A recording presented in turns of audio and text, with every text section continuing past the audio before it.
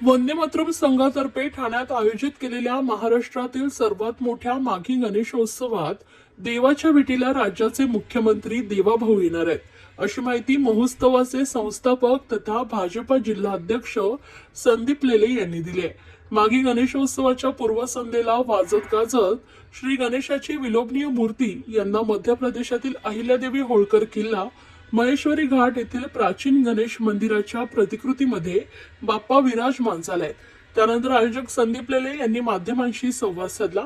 पुण्यश्लोक अहिल्यादेवी होळकर यांच्या त्रिशताब्दी जयंतीचं औचित्य साधून यंदा ठाण्यातील पाचपाकड येथील परमार्थ निकेतन चौकात अहिल्यादेवींच्या महेश्वरी घाट किल्ल्यातील प्राचीन गणेश मंदिराची भव्य प्रतिकृती साकारली आहे। यंदा या महोत्सवाचे चौथे वर्ष असून उत्सवादरम्यान दररोज विविध सांस्कृतिक कार्यक्रम, व्याख्यान, भजन, मुलाखत असे वैविध्यपूर्ण कार्यक्रम आयोजित केलेत अशी माहिती देऊन लेले यांनी मुंबई, ठाणे तसे इतरत्र भाजप महायुतीचा महापौर होऊ दे असं साकडंही घातल्याचं सांगितलंय। महापालिकेत लाभाची पदे मिळाली नाही तर विरोधात बसणार का या प्रश्नावर बोलताना त्यांनी लाभाची पदे वगैरे आमच्यासाठी गौण आहे, मात्र जनतेचा लाभ झाला पाहिजे यासाठी संपूर्ण कारभारावर भाजपचा अंकुश असेल असंही स्पष्ट केलंय। तसेच वंदे मातरम संघाच्या या माघी गणेशोत्सवाला देवाच्या भेटीला दरवर्षीप्रमाणे यंदाही देवाभाऊ येतील असा विश्वास व्यक्त करून मुख्यमंत्र्यांसह उपमुख्यमंत्री एकनाथ शिंदे, भाजपा प्रदेशाध्यक्ष रवींद्र चव्हाण, वनमंत्री गणेश नाईक आदी सर्वपक्षीय नेते, सामाजिक कार्यकर्ते, उद्योजक, कलाकार गणेशोत्सवाला भेट देणार असल्याचं संदीप लेले यांनी सांगितले। दरवर्षी आम्ही या ठिकाणी अत्यंत भव्य स्वरूपात वंदे मातरम संघातर्फे माघी गणेश जयंतीचं आयोजन करतो। माघी गणेश जयंती गेल्या अनेक वर्ष अनेक ठिकाणी साजरी केली जाते। दिवसेंदिवस त्याचं प्रमाण वाढतंय। लोकांना देखील खरं सांगायचं तर हे दिवस हे उत्सव साजरा करण्यासाठी थोडेसे जास्त आनंददायी आणि सोयीचे पडतात। शेवटी आपण परमेश्वराची आराधना करण्याकरता हे सण साजरे करतो आणि त्यावेळेला जर निसर्गाची देखील आपल्याला सोबत असेल, वातावरण छान असेल तर आपल्याला अजून आनंद मिळतो। त्यामुळे हा महिनाच तसा आहे आणि त्यामुळे हा सण मोठ्या प्रमाणात साजरा होतो। उद्या माघी गणेशाची जयंती आहे। भाद्रपदात आपण चतुर्थी करतो। जयंती म्हणजे खऱ्या अर्थाने गणेशाचा जन्म आणि त्यामुळे आपण त्याचा जन्मदिवस थाटामाटात आपण साजरा करतोय। 7 दिवस विविध उपक्रम इथे चालणार आहेत। आपल्याला सगळ्यांना माहित आहे ते सर्व कार्यक्रम आम्ही जाहीर केलेले आहेत। विशेष म्हणजे आपण पाहत असाल की अहिल्याबाई होळकरांचा इथे पुतळा आपल्याला दिसतोय आणि माहेश्वर घाट जे मध्य प्रदेशामध्ये आहे आणि देवी होळकर पुण्यश्लोक अहिल्यादेवींचा किल्ला, या किल्ल्याची एक प्रतिकृती जशी आहे तशी उपलब्ध जागेमध्ये आम्ही उभं करण्याचा प्रयत्न केलेला आहे। आमचे डेकोरेटर मनोहर गोळे त्यांनी खूप मेहनत घेतलेली आहे। सर्व कार्यकर्त्यांनी देखील खूप मेहनत घेतली आहे आणि दरवर्षी विविध पद्धतीच्या भौगोलिक, सामाजिक विविध क्षेत्र भारतातली किंवा महाराष्ट्रातली, कोकण असेल त्या ठिकाणची कल्चर, तिथले मंदिराच्या पद्धती अशा आपण दाखवण्याचा प्रयत्न करतो। गेल्या वेळी आपण गणेश उद्यान मंदिर केलं होतं। यावेळेला अहिल्याबाई होळकर यांचं त्रिशताब्दी वर्ष आहे, हे वर्ष आहे आणि ते औचित्य साधून आमच्या हातून हे आपोआप हे घडून गेलं।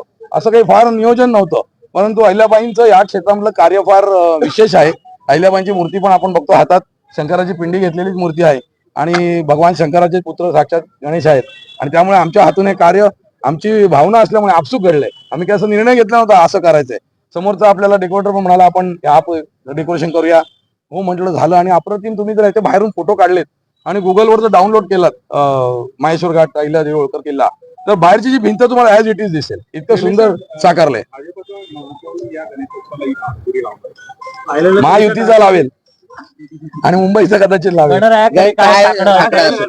हे बघा, मी गणरायांकडे भाजपचा अध्यक्ष म्हणून साकडं करण्यापेक्षा एक ठाणेकर नागरिक आणि गणेश भक्त म्हणून साकडं घालेन।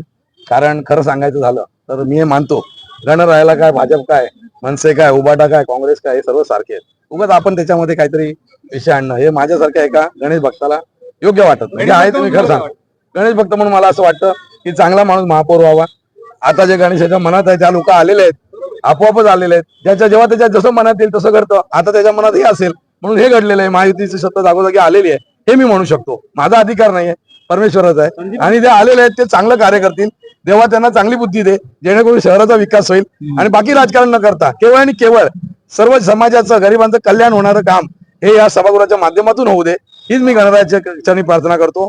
महापौर महायुतीचा होईल, कुठल्या पक्षाचा होईल तोही होऊ दे, पण त्याच्या हातून गणरायाची आणि पर्यायाने समाज बांधवांची सेवा होऊ दे। गणपतीच्या हाती अंकुश असतो। तुम्ही देखील ठाणे महानगरपालिकेमध्ये भाजप अंकुशाची भूमिका हे करणार.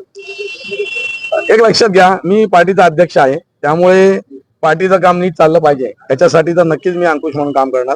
आणि याच्या पुढे ज्या काही गोष्टी घडतील त्या आपल्या समोर येतील.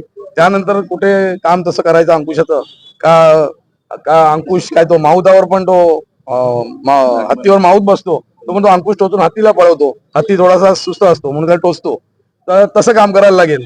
दोन्हीचे पर्याय आहेत, पाहूया काय करायला लागतं ते. त्यांच्याकडे धुरा दिल्याच्या नंतर मोठ्या संख्येने भाजपचे उमेदवार निवडून आले. मागे देखील तुमच्याकडे धुरा देण्यात आली होती. पुन्हा एकदा नगराध्यक्ष अध्यक्ष अशा प्रकारची आता चर्चा सुरू आहे. खरी गोष्ट आहे. मी भाग्यवंत समजतो मला.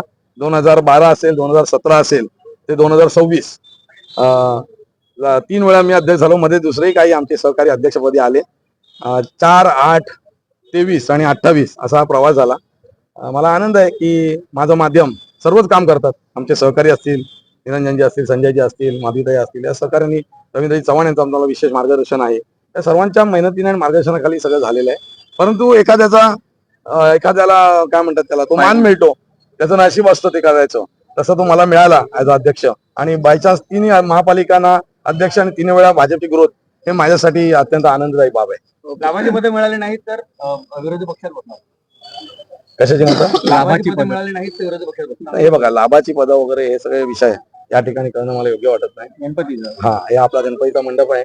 गणेशाची आपण आराधना करतोय, त्यामुळे आपल्याला काय लाभ हवा, हे हवा ते हवा, या वार्ता मला उचित वाटत नाही. लोकांचा लाभ झाला पाहिजे, हेही आमचं काम आहे. त्यासाठी आम्ही काम करू.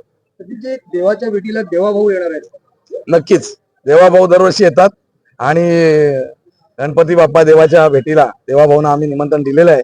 आता झेडपीच्या निवडणुका आहेत तरी देखील वेळात वेळ करून द्यायचं त्यांनी मान्य केलंय. चव्हाण साहेब पण येतील, शिंदे साहेब येतील, सरनाईक साहेब येतील, मस्के साहेब, सर्व पक्षीय आव्हानांना पण बोलावले आम्ही. नजीब मुलाला बोलाय, गणेश नाईक साहेब ते येणारच आहेत दरवर्षीप्रमाणे. त्यामुळे सर्वजण येतील. बाप्पाच्या आशीर्वादाला सगळेच येतात. आम्ही काय माध्यम आहोत काम करणारे, आम्ही काय त्याचे ट्रस्टी ठेकेदार नाहीये. आम्ही एक आयोजन केलंय, त्याचं दर्शन ज्याला ज्याला घ्यावंसं वाटतं सगळेजण घेतात, सगळेजण येतील आणि बाप्पाचे आशीर्वाद घेतील.